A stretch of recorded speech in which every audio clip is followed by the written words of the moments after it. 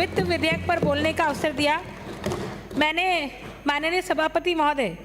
माननीय बाली से आने वाले माननीय सदस्यों को भी सुना और माननीय धौलपुर से आने वाले माननीय सदस्यों को भी सुना।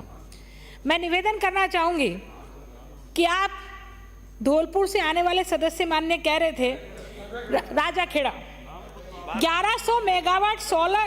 सोलर एनर्जी हमने डेवलप की। मैं चैलेंज देना चाहती हूँ आज पूरे सदन में,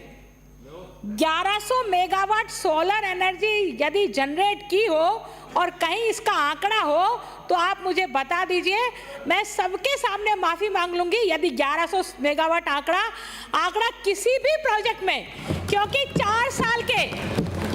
साल के बजट भाषण उठा के देख लीजिए और 4 साल के बजट भाषण के अतिरिक्त माननीय सभापति महोदय 4 साल के माननीय महामहिम का अभिभाषण उठा के देख लीजिए, किसी भी अभिभाषण में 1100 मेगावाट सोलर एनर्जी को हमने जनरेट की हो ऐसा कहीं उल्लेख नहीं है। और दूसरी बात जो बार बार कह रहे थे हर बजट स्पीच में, 5 सालों की बजट स्पीच में 5 साल के महामहिम अभिभाषण जी की बजट में जिन्होंने बार बार महामहिम से ये कहलवाया कि हम बिजली के क्षेत्र में आत्मनिर्भर हो गए हैं, हम बिजली के क्षेत्र में आत्मनिर्भर हो गए हैं और 23,000 मेगावाट बिजली का उत्पादन हमने कर लिया, हमको किसी से उधार लेने की जरूरत नहीं पड़ेगी। वो आज की स्थिति ये है कि 23,000 मेगावाट बिजली तो कहाँ गई, आज लोगों को बिजली क्यों नहीं मिल रही है, उसका सबसे बड़ा यदि सबसे जरूरी कारण यदि कोई है तो पिछली कांग्रेस की गवर्नमेंट है, जिसके कारण से बिजली आज नहीं मिल रही है। माननीय सभापति महोदय, निवेदन करना चाहूंगी, आपने उल्लेख किया 650 मेगावाट छबड़ा और 600 मेगावाट सूरतगढ़ की 7वीं और 8वीं यूनिट के बारे में, लेकिन उनको कब बजट मिला, ये यूनिट अलग से बने उनके लिए कब सरकार ने प्रोविजन किया बजट में, कब टेंडर हुआ, कब वर्क ऑर्डर जारी हुआ और कब बन करके वो तैयार हुई और कब से उत्पादन करेगी। यदि इसकी डिटेल में मैं चली जाऊं तो हंसी का पात्र बनेगी कांग्रेस की गवर्नमेंट कि कितना बड़ा मजाक हमारी जनता से इस कांग्रेस के गवर्नमेंट ने किया।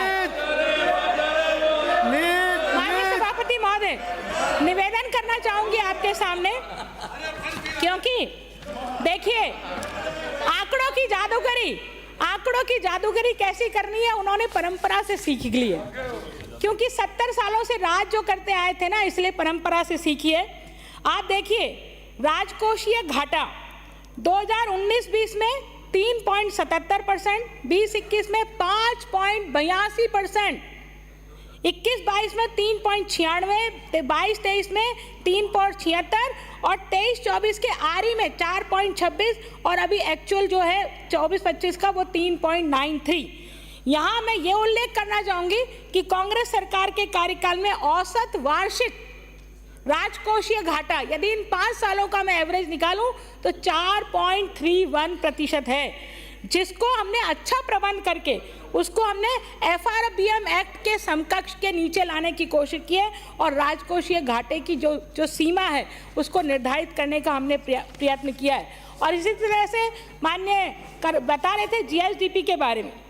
तो मैं GSDP के बारे में बताना चाहूँगी माननीय सभापति महोदय, 2023 तक GSDP की वृद्धि दर जो कि 11.58% थी माननीय सभापति महोदय, वो 2024 में बढ़कर 11.98% से 12.56% हो गई है। और ये बताता है कि किस तरह से हमारी सरकार गुड गवर्नेंस, क्योंकि GSDP जब बढ़ती है जब गुड गवर्नेंस होता है, जब भ्रष्टाचार नहीं होता है, जब ट्रांसपेरेंसी के साथ में सरकार काम करती है, तो गुड गवर्नेंस के कारण ही 17,01,883 करोड़ रुपए से बढ़कर 17,81,078 करोड़ रुपए ये GSDP अभी अनुमानित है। तो इसलिए मैं माननीय वित्त मंत्री जी का और माननीय हमारे मुख्यमंत्री जी का आभार व्यक्त करना चाहूँगी, क्योंकि किसी भी प्रदेश की अर्थव्यवस्था बढ़ती है तो रोजगार के नए अवसर मिलते हैं। और रियल एस्टेट के बारे में माननीय सभापति महोदय निवेदन करना चाहूँगी, माननीय हमारी वित्त मंत्री जी ने फ्लैट्स, शहरी क्षेत्र में फ्लैट्स की कीमतों को कम करने के लिए जो स्टैम्प ड्यूटी है, वो स्टैम्प ड्यूटी 5% से घटाकर 2% किए और 50 लाख रुपए तक के जो फ्लैट्स है उसमें 6% से कम करके 5% किए। मैं एक सुझाव देना चाहूँगी धन्यवाद देने के साथ साथ, क्योंकि रियल एस्टेट एक ऐसा रोजगार सृजन का क्षेत्र है जहाँ से रोजगार भी सृजन किया जा सकता है, जैसा इकोनॉमी बढ़ाई जा सकती है और हमारी जीडीपी भी बढ़ सकती है। तो मैं निवेदन करना चाहूँगी कि डीएलसी रेट या फेस वैल्यू दोनों के ऊपर जो वर्तमान में एक जनरल स्टैम्प ड्यूटी है, क्योंकि रियल एस्टेट या फ्लैट्स तो जयपुर और बड़े महानगरीय शहरों में ही संभव है, लेकिन छोटे छोटे शहरों में फ्लैट्स की कल्चर अभी भी नहीं है। इसलिए मैं कहना चाहूंगी कि 6% की जो स्टैम्प ड्यूटी है उस 6% की स्टैम्प ड्यूटी को कम करके रैशनलाइज किया जाए पूरे राजस्थान भर के लिए, इसको 6% से कम करके 4% किया जाए। और महाराष्ट्र की तर्ज पर महाराष्ट्र की एक स्टडी आई थी, उस स्टडी में यदि हम स्टैम्प ड्यूटी कम करते हैं तो हमको रेवेन्यू जो पंजीयन नहीं हो पाते, जो रजिस्ट्रियाँ नहीं हो पाती, जो एग्रीमेंट के आधार पर या पावर ऑफ अटॉर्नी के आधार पर सेल डीड्स होती हैं, उसमें स्टैम्प ड्यूटी सरकार को रेवेन्यू नहीं मिल पाती। इसलिए मेरा निवेदन है कि सरकार को रेवेन्यू मिले, इसलिए स्टैम्प ड्यूटी को कम किया जाए। महाराष्ट्र की एक स्टडी है, उस स्टडी के आधार पर यदि हम देखेंगे तो महाराष्ट्र ने और गुजरात ने अपना स्टैम्प ड्यूटी कम किया और उस स्टैम्प ड्यूटी को कम करने का फायदा ये रहा कि 4 गुना रेवेन्यू जो रजिस्ट्रेशन और मुद्रांक विभाग से जो रेवेन्यू हमको मिल रहा था, एकदम से उस साल वो रेवेन्यू 4 गुना बढ़ गया। यदि ये रेवेन्यू हमारा आता है तो जो हमारा राजकोषीय घाटिया वर्तमान में है उसको और कम करने में हमको मदद मिलेगी और साथ साथ में लोगों को के जो डॉक्यूमेंट है वो भी ऑथराइज होंगे, पंजीयन और रजिस्ट्रेशन विभाग से ऑथराइज होंगे, उनको रजिस्ट्री मिल जाएगी, तो एक तरह से वैलिड डॉक्यूमेंट उनका बन जाएगा। माननीय सभापति महोदय, मैं निवेदन करना चाहूँगी गौ सेस के बारे में। माननीय अभी कांग्रेस के माननीय सदस्य अभी बहुत बड़ी बड़ी बातें कर रहे थे।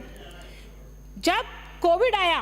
तब आपने गौ सेस पर जो लिया हुआ रेवेन्यू था उसको मानव जनित जितनी महामारी है या जितनी अकाल है उसके लिए भी खर्च करने की बात करी। मेरा निवेदन है कि उसको पुनः समाप्त करके आप गौ सेस को गौ के लिए करेंगे तो निश्चित रूप से उससे फायदा मिलेगा। एक माननीय सभापति महोदय, ई व्हीकल्स की पॉलिसी सेंट्रल गवर्नमेंट लेकर के आई है और वो ई व्हीकल्स के रजिस्ट्रेशन पर जितना शुल्क लगता है उसको प्रोत्साहन देने के लिए मैं वित्त मंत्री माननीय मुख्यमंत्री जी से निवेदन करूंगी कि सेंट्रल गवर्नमेंट ने भी अभी जो बजट प्रस्तुत किया उस बजट में ई व्हीकल्स के रजिस्ट्रेशन पर छूट दी है, साथ ही साथ उनके चार्जिंग के लिए स्टेशन लगाने की पॉलिसी भी नहीं लेकर के आए। तो उस पॉलिसी को राजस्थान में कैसे बढ़ावा मिले, उस पॉलिसी को हमें आगे बढ़ाना चाहिए। आपने मुझे बोलने का समय दिया, मेरे पास बोलने के लिए तो 3-4 पॉइंट और है। पेट्रोल डीजल के संबंध में बोलना चाहती हूँ, आबकारी के विषय में भी बोलना चाहती हूँ। माननीय सभापति महोदय, आबकारी हमारे यहाँ जितना रेवेन्यू आबकारी से आता है, लास्ट सभी सदस्य वक्ता है। हमारे पास 4:30 बजे विपक्ष का नेता बोलेगा और सदन का नेता 5:30 बजे बोलेगा, उसके पहले 7 वक्ता है। अब जो बोल रहे हैं तो वो समय लास्ट। माननीय सभापति महोदय, मैं चूंकि महिला हूँ और इसलिए ज्यादा समय देना चाहिए आपको। मैं निवेदन करना चाहूंगी आबकारी नीति के बारे में। आबकारी के बारे में बहुत दिनों से ये डिमांड थी, हमारे एक पूर्व विधायक महोदय ने भी इस डिमांड के चलते वो स्वर्गवासी हो गए।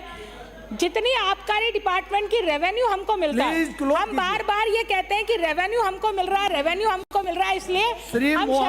शराबबंदी नहीं कर सकते। लेकिन मैं निवेदन करना चाहूंगी कि शराबबंदी को धीरे धीरे फेजेस में करते हुए बंद करना चाहिए, ताकि जितना पैसा हमको रेवेन्यू से मिलता है वो रेवेन्यू हम उस नशाबंदी पर खर्च करते हैं। एप्रोप्रिएशन बिल पर बोलने का अवसर दिया, उसके लिए मेरी पार्टी का